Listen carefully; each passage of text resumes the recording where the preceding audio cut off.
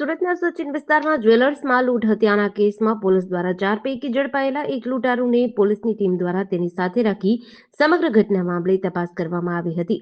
થોડા દિવસ પહેલા 3-4 જેટલા બંદૂકધારી ઇસમો શ્રીનાથજી જ્વેલર્સ નામની દુકાનમાં ઘૂસી આવ્યા હતા અને વેપારી આશિષ રાજપરા અને દુકાનનો કર્મચારી કઈ સમજે વિચારે તે પહેલા જ દાગીના ભરેલી બેગ ઉઠાવી ફરાર થવાની કોશિશ કરી હતી. જો કે વેપારી અને કર્મચારીઓએ રોકવાનો પ્રયાસ કરતા આરોપીએ ફાયરિંગ કર્યું હતું.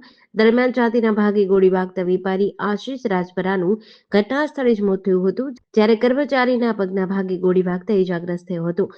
જાહેર થયેલા ઘટનાએ પોલીસની કામગીરી સામે અનેક સવાલ ઉભા કર્યા હતા. આ ઘટનામાં સ્થાનિકોએ એક લૂંટારૂને ઝડપી પાડ્યો હતો અને બરાબરનો મિથિપાક આપ્યો હતો. ઇજાગ્રસ્ત આરોપીને સારવાર અર્થે સુરત સિવિલ હોસ્પિટલે ખસેડ્યો હતો. સારવારમાં સાજો થયા બાદ સચિન પોલીસે આરોપીનો કબજો મેળવ્યો હતો. કબજો મેળવી આજે ઘટનાનું રિકન્સ્ટ્રક્શન કર્યું છે. આરોપીની ઘટના સ્થળે લઈ જઈ પોલીસે માહિતી મેળવી હતી.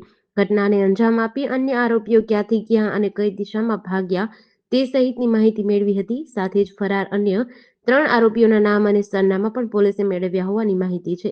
જેડીસી ન્યૂઝ સાથે સુનિલ ગાજાવાલા, સુરત.